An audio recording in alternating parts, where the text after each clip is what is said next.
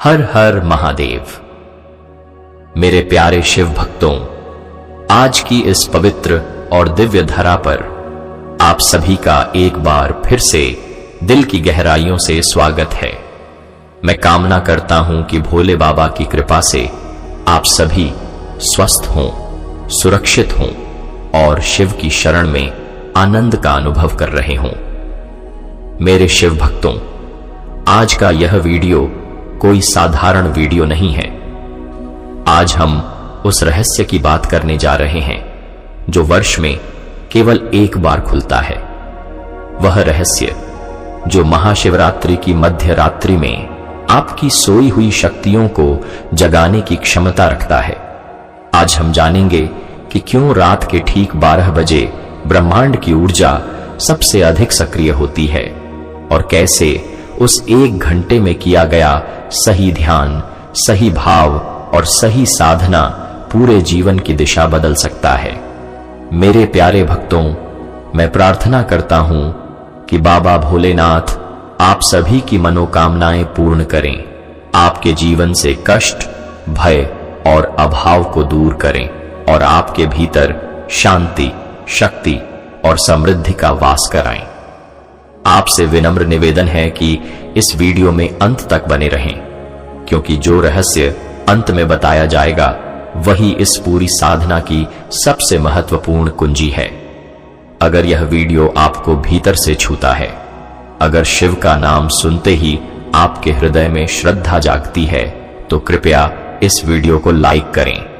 अपने शिव परिवार का हिस्सा बनने के लिए चैनल को सब्सक्राइब करें और कमेंट बॉक्स में पूरे भाव से हर हर महादेव या ओम नमः शिवाय अवश्य लिखें।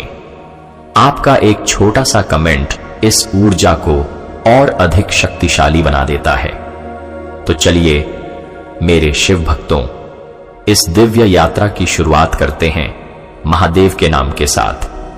क्या आपने कभी आधी रात को अचानक नींद खुलने पर यह महसूस किया है कि उस सन्नाटे में कुछ अलग सा है, जैसे हवा भी कुछ कहना चाहती हो, जैसे समय थम गया हो और ब्रह्मांड आपकी ओर झुककर आपको सुन रहा हो।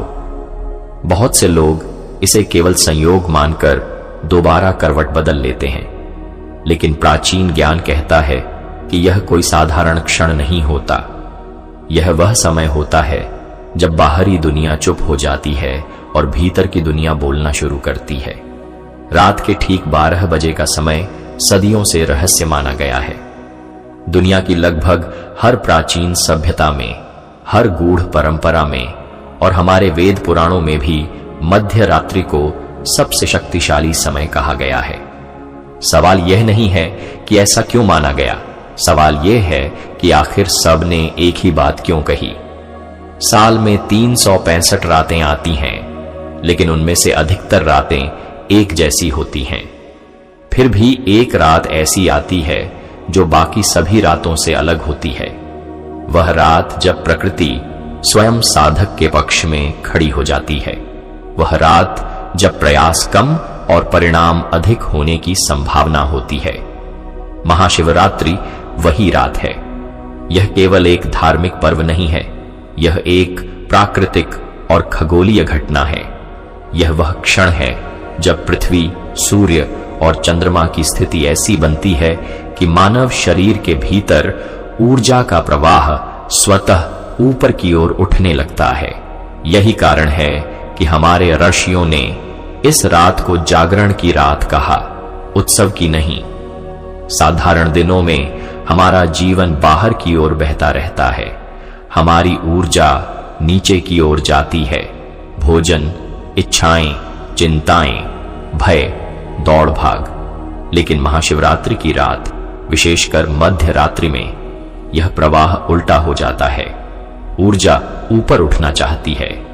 यही वह क्षण है जिसे योग विज्ञान में कुंडलिनी के जागरण की संभावना कहा गया है। ध्यान देने वाली बात यह है कि यह कोई जबरन किया गया अभ्यास नहीं होता, बल्कि एक प्राकृतिक सहयोग होता है। प्रकृति स्वयं आपका हाथ पकड़ लेती है, बस आपको जागना होता है। हमारे शास्त्रों में एक शब्द आता है, निशिता काल, यह वही समय है जब रात अपने सबसे गहरे अंधकार में होती है। बाहर अंधेरा जितना घना होता है, भीतर प्रकाश की संभावना उतनी ही अधिक होती है। शिव पुराण और अन्य ग्रंथ बताते हैं कि यही वह समय है जब शिव तत्व सबसे अधिक सक्रिय होता है। शिव को यहां किसी मूर्ति या आकृति के रूप में नहीं समझना चाहिए, बल्कि चेतना के रूप में समझना चाहिए। शिव का अर्थ है जो सदा कल्याणकारी है, जो स्थिर है, जो साक्षी है। अब जरा विज्ञान की दृष्टि से देखें। रात के 12 बजे से 1 बजे के बीच का समय मानव मस्तिष्क के लिए अत्यंत संवेदनशील होता है।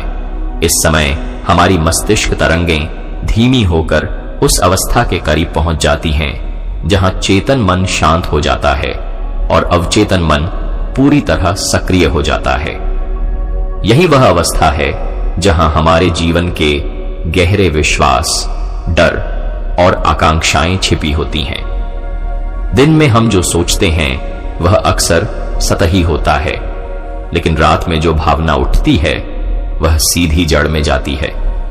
बहुत से लोग जीवन में कड़ी मेहनत करते हैं, फिर भी उन्हें वही परिणाम नहीं मिलते जिसकी वे अपेक्षा करते हैं। इसका कारण केवल बाहरी परिस्थितियां नहीं होती, बल्कि भीतर चल रहा कार्यक्रम होता है।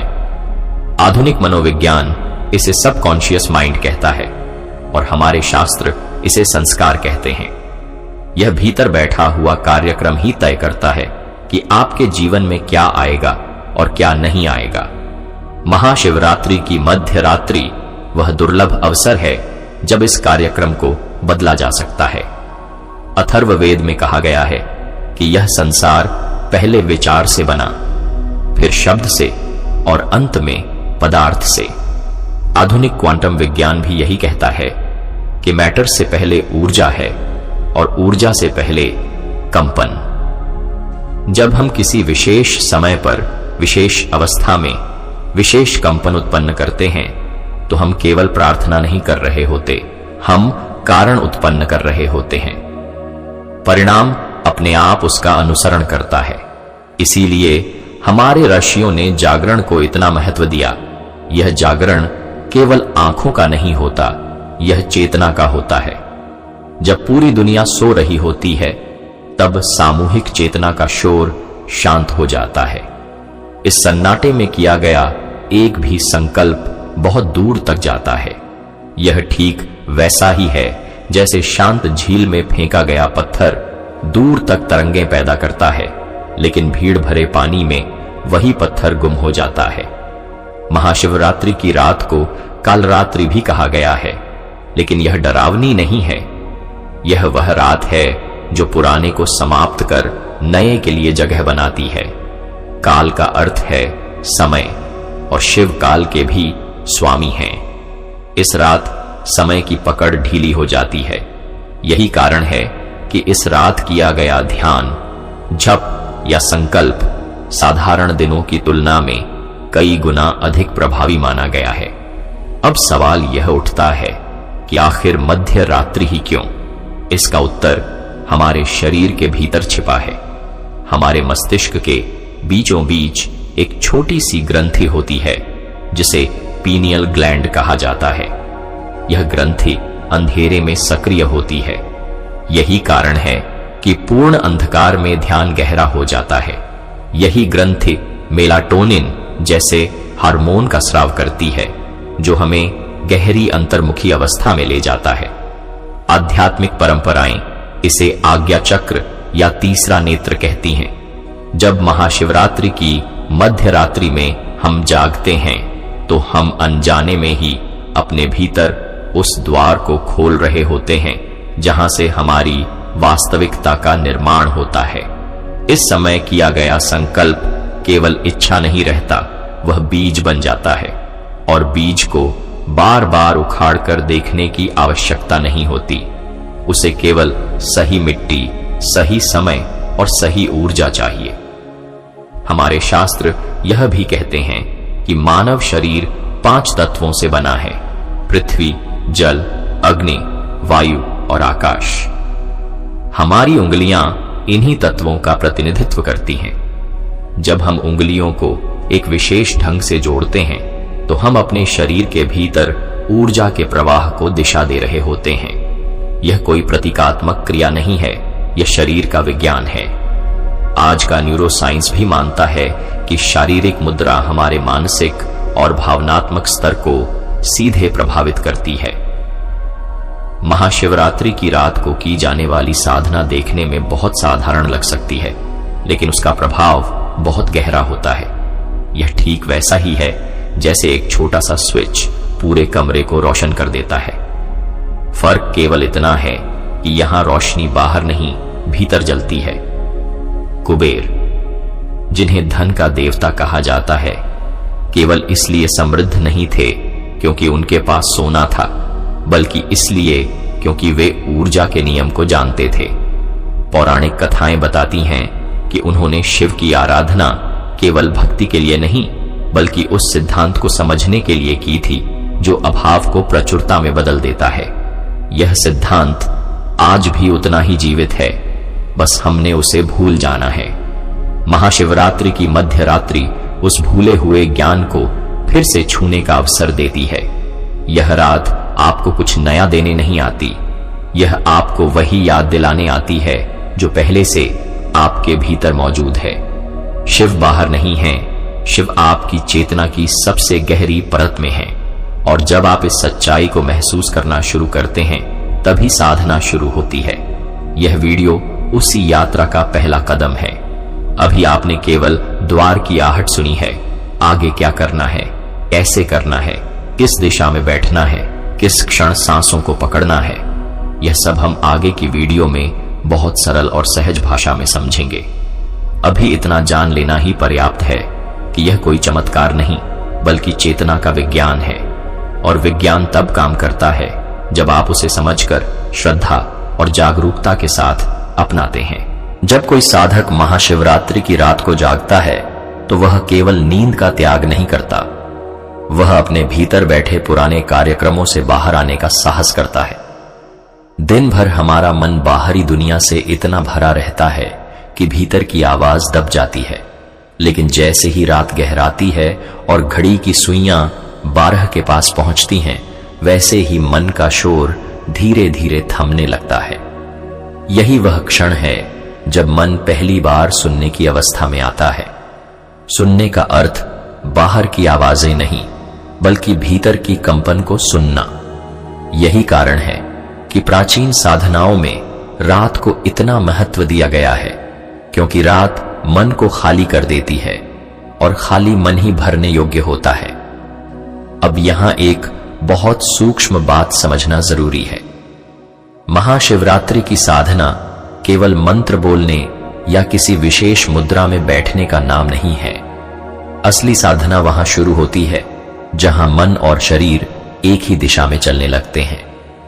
आम दिनों में हमारा शरीर एक जगह होता है और मन कहीं और भटक रहा होता है, लेकिन जब शरीर स्थिर होता है, सांसें लय में आती हैं और मन को कोई स्पष्ट दिशा मिल जाती है, तब भीतर एक ऐसा संतुलन बनता है जिसे योग में एकाग्रता की प्रारंभिक अवस्था कहा गया है।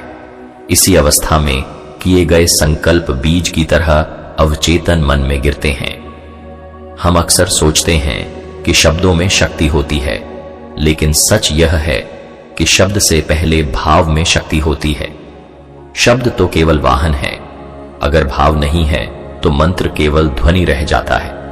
यही कारण है कि बहुत से लोग जीवन भर जप करते रहते हैं, लेकिन भीतर कोई वास्तविक परिवर्तन नहीं होता। दूसरी ओर कोई व्यक्ति बहुत कम शब्दों में लेकिन गहरे भाव के साथ जो कह देता है, वह उसकी पूरी जीवन दिशा बदल देता है। महाशिवरात्रि की मध्य रात्रि इसी भाव को जगाने का समय है। अब आते हैं उस रहस्य पर जिसे हमारे शास्त्रों में मुद्रा विज्ञान कहा गया है।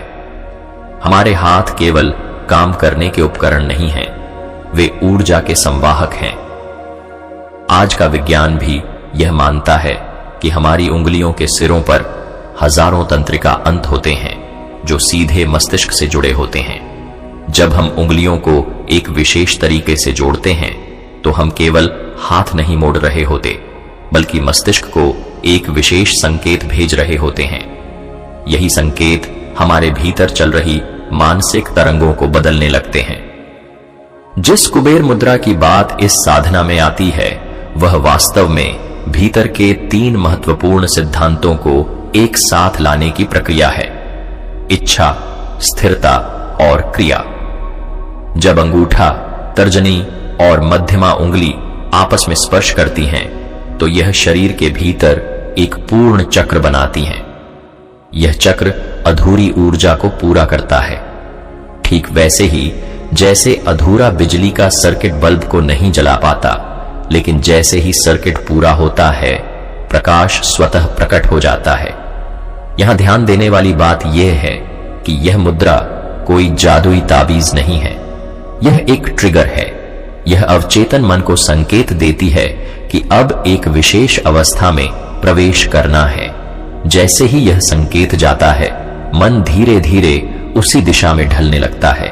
यही कारण है कि कुछ ही मिनटों में साधक को अपने भीतर हल्कापन, गर्माहट या कंपन का अनुभव होने लगता है। यह कोई कल्पना नहीं है, बल्कि तंत्रिका तंत्र की प्रतिक्रिया है। अब मंत्र की बात करें।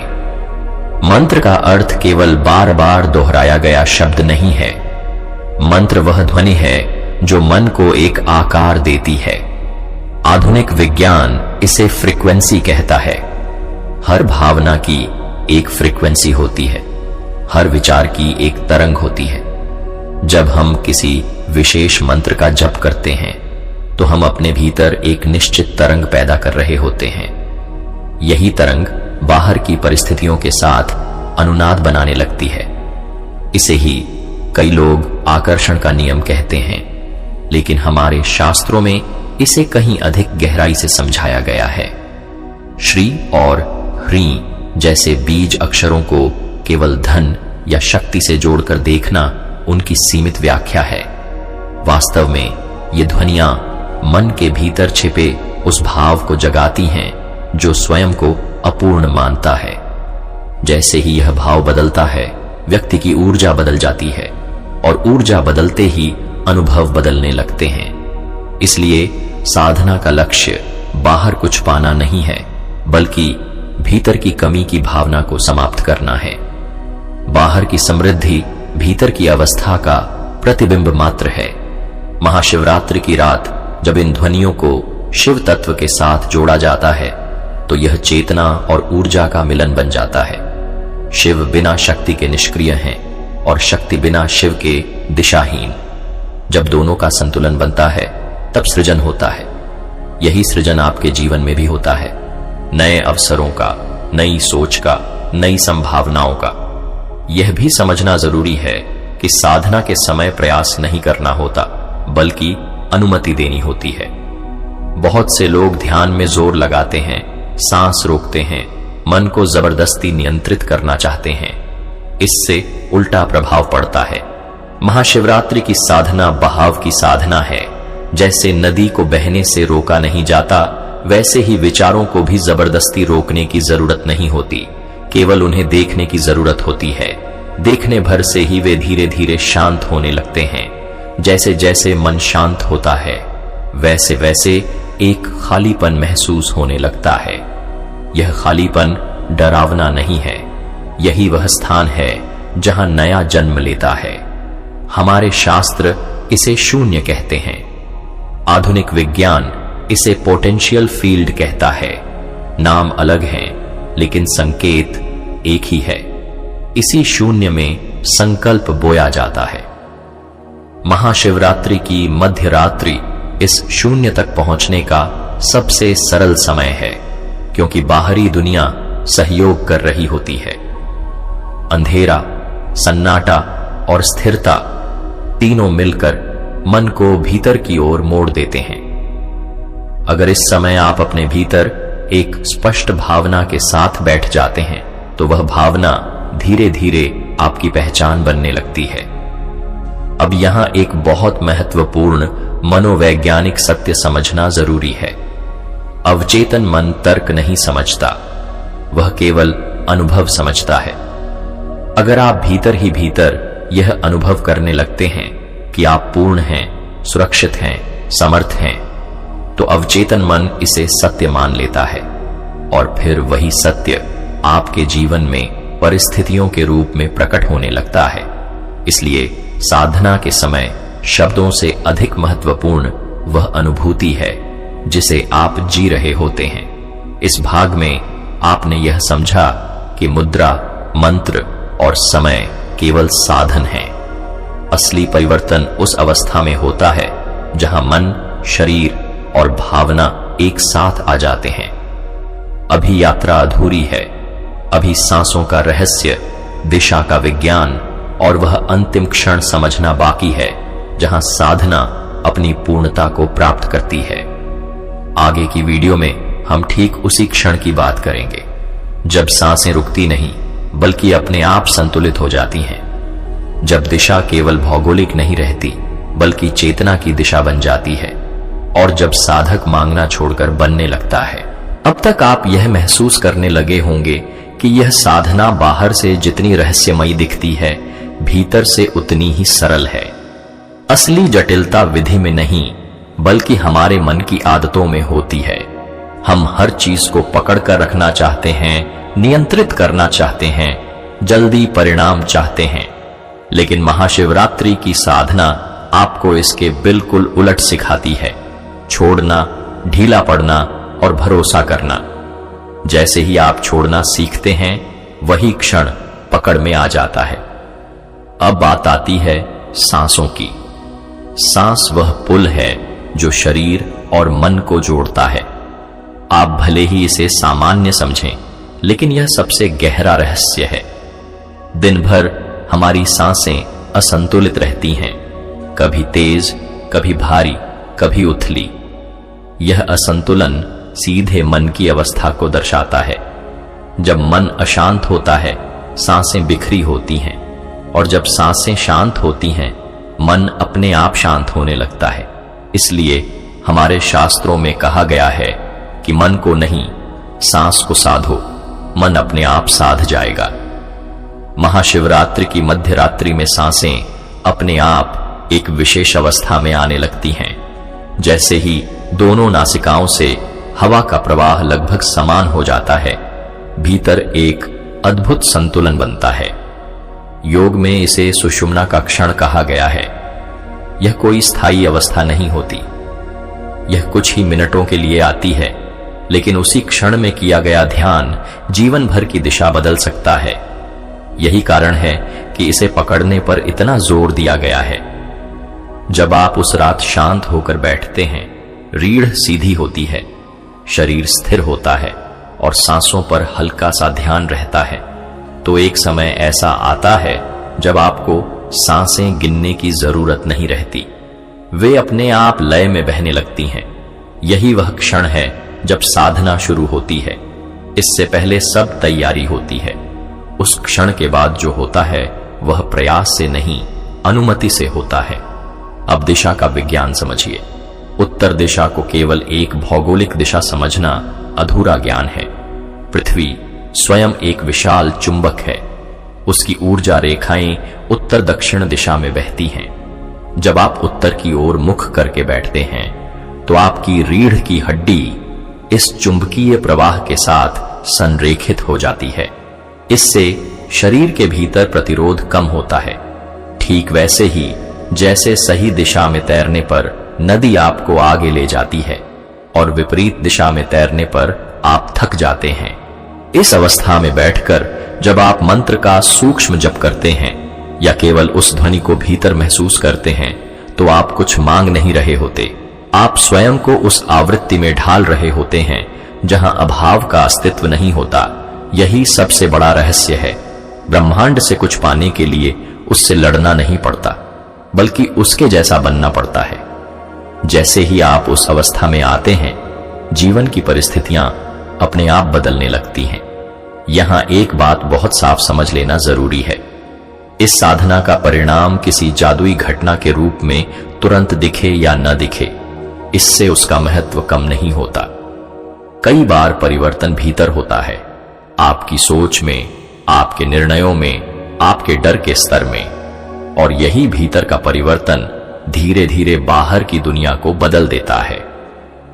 बीज जमीन के भीतर अंकुरित होता है, ऊपर नहीं। अगर आप हर दिन मिट्टी खोद कर देखेंगे कि अंकुर निकला या नहीं, तो वह कभी नहीं निकलेगा। साधना पूरी होने के बाद जो क्षण आता है वही सबसे निर्णायक होता है, धन्यवाद का भाव। जब आप कृतज्ञता के साथ उठते हैं तो आप अवचेतन मन को यह संकेत देते हैं कि कार्य पूर्ण हो चुका है। यह भाव बहुत गहरा मनोवैज्ञानिक प्रभाव डालता है। अगर साधना के बाद भी मन में बेचैनी है, संदेह है, तो वही संदेह भीतर बोए गए बीज को कमजोर कर देता है। इसलिए शास्त्रों में कहा गया है, कर्म करो, फल छोड़ दो। यह कोई नैतिक उपदेश नहीं है, यह ऊर्जा का नियम है। उस रात साधना के बाद चुपचाप सो जाना भी साधना का ही हिस्सा है। बिना किसी से बात किए, बिना मोबाइल देखे। नींद में आपका अवचेतन मन उसी अवस्था को स्थिर करता है जिसमें आप सोते हैं।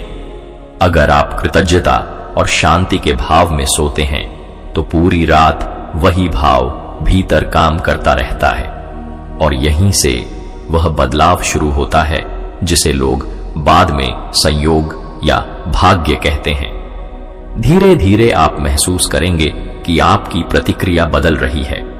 वही परिस्थितियां जो पहले आपको परेशान करती थीं, अब उतना असर नहीं डालती। आप निर्णय अधिक स्पष्टता से लेने लगते हैं। अवसर आपको पहले से अधिक दिखने लगते हैं। यह सब बाहर से आए चमत्कार नहीं है, यह भीतर के संरेखण का परिणाम है। जब भीतर व्यवस्था बनती है तो बाहर की अव्यवस्था अपने आप सुलझने लगती है। आखिर में यही समझ आता है कि शिव कोई दूर बैठे देवता नहीं है, बल्कि आपकी चेतना की सबसे स्थिर अवस्था है। महाशिवरात्रि उस अवस्था को छूने का अवसर है। यह रात आपको कुछ नया नहीं देती, यह आपको वही लौटा देती है जो आप भूल चुके थे, अपनी पूर्णता, अपनी शक्ति, अपना मौन। अगर आप इस साधना को श्रद्धा के साथ करते हैं, बिना लालच के, बिना जल्दबाजी के, तो परिणाम अपने समय पर अवश्य आता है। और जब आता है तो वह केवल धन या सुविधा के रूप में नहीं आता, बल्कि आत्मविश्वास, शांति और स्पष्टता के रूप में आता है। यही असली समृद्धि है। अब सवाल केवल इतना है, क्या आप उस रात जागने के लिए तैयार हैं? क्या आप भीतर उतरने का साहस रखते हैं? अगर कहीं भीतर हल्की सी भी स्वीकृति की भावना उठी है तो समझ लीजिए कि यात्रा शुरू हो चुकी है। बाकी रास्ता अपने आप खुलता चला जाएगा। और याद रखिए, अवसर उन्हीं के लिए होता है जो सोते नहीं बल्कि जागते हैं। मेरे प्यारे शिव भक्तों, अगर आप यहां तक इस वीडियो को देख रहे हैं तो समझ लीजिए कि बाबा भोलेनाथ ने आपको स्वयं यहां तक पहुंचाया है। दिल से आपका धन्यवाद, क्योंकि आपका समय और आपकी श्रद्धा दोनों ही बहुत मूल्यवान हैं। मैं कामना करता हूं कि इस वीडियो के माध्यम से जो भी भाव, शांति और ऊर्जा आपके भीतर जागी हो, वह आपके जीवन में स्थायी रूप से बस जाए। भोले बाबा आपके हर कष्ट को हर लें और आपके जीवन को सरल, पवित्र और आनंदमय बना दें। अगर यह वीडियो आपके हृदय को छू पाया हो, अगर इसमें कही गई कोई बात आपके भीतर तक उतरी हो, तो कृपया इस वीडियो को लाइक जरूर करें। आपका एक लाइक इस शिव ज्ञान को और लोगों तक पहुंचाने में मदद करता है। और अगर आप अभी तक हमारे शिव परिवार का हिस्सा नहीं बने हैं तो चैनल को सब्सक्राइब जरूर करें, ताकि शिव की कृपा, ध्यान और ज्ञान से जुड़े ऐसे ही दिव्य वीडियो आप तक लगातार पहुंचते रहें। कमेंट बॉक्स में अपने भाव अवश्य लिखें। आप हर हर महादेव या ओम नमः शिवाय लिखकर इस ऊर्जा में अपनी उपस्थिति दर्ज करा सकते हैं। आपका एक छोटा सा कमेंट इस साधना को और अधिक पूर्ण बना देता है। अंत में बस इतना ही कहूंगा, शिव बाहर नहीं है, शिव आपके भीतर हैं। उन्हें पहचानिए, उन्हें अनुभव कीजिए। फिर मिलेंगे एक नए ध्यान, एक नए रहस्य और महादेव की कृपा के साथ। हर हर महादेव। और कुछ नहीं, लाइक सब्सक्राइब कर देना।